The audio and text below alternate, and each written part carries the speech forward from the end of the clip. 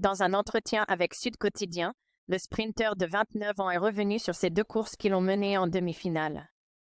Cheikh Tidiane Diouf, au Nice ce soir, vise 2 qualifications et un record dans l'histoire de l'athlétisme sénégalais à battre. Il aura fallu une course de repêchage pour se qualifier en demi-finale des 400 mètres qui se jouera à 17h35 au Stade de France. Cheikh Tidiane Diouf est revenu sur sa deuxième chance, effectuée hier où il a égalé son record personnel, se rapprochant d'un autre historique. C'était une course difficile parce que je n'avais pas récupéré comme il le fallait après ma course du lundi. Mais Dieu merci, j'y ai mis du cœur, j'ai pris la deuxième place de ma série. J'ai fait l'un des 2 meilleurs temps qui donnent droit à la qualification. Je suis satisfait parce que j'ai égalé mon record personnel, 45,03 secondes.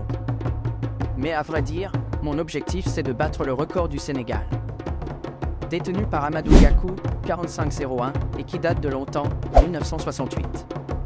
J'espère pouvoir le faire lors des demi-finales de demain, ce mardi, a-t-il confié au Quotidien. Alors qu'il a démarré sa carrière d'athlétisme il y a 6 ans, Cheikh Tidiane Diouf participe pour la première fois aux Jeux Olympiques. Il revient sur son baptême du feu qui ne fut pas facile pour lui. J'étais dans le couloir 1, qui est un peu difficile parce que tu es obligé de te battre pour éviter d'être largué par le peloton devant. C'est l'effort que j'ai fourni pour être dans la vague qui m'a joué un mauvais tour car après le virage. J'étais dans le couloir 1, qui est un peu difficile parce que tu es obligé de te battre. J'étais déjà fatigué. J'ai vu dans les commentaires les gens dire que j'ai abandonné à un moment. Ce n'est pas ça, c'était la fatigue. Le 400 mètres est une course difficile, il faut savoir gérer.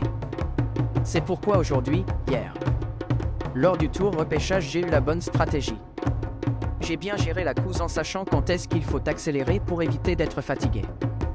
La demi-finale des 400 mètres se jouera au Stade de France ce mardi à 17h35 GMT. Une course très importante.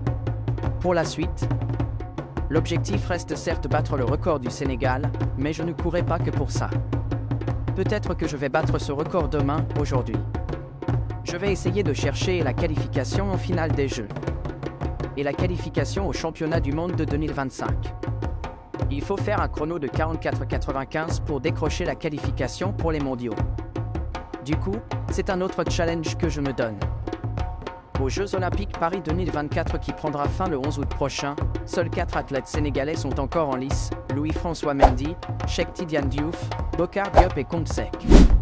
Il avait réussi l'exploit d'arriver à ce stade, mais Cheikh Tidiane Diouf ne verra pas la finale du 400 mètres aux Jeux Olympiques de Paris, malgré avoir battu le record national.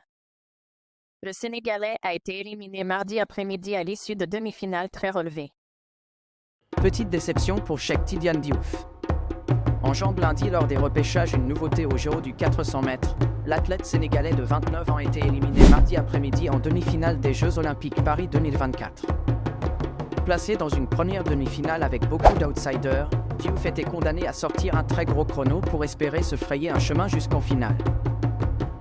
Dans son couloir, celui du numéro 1, le Guépard, comme on le surnomme, n'a pas effectué un gros départ et a de plus pêché sur la fin.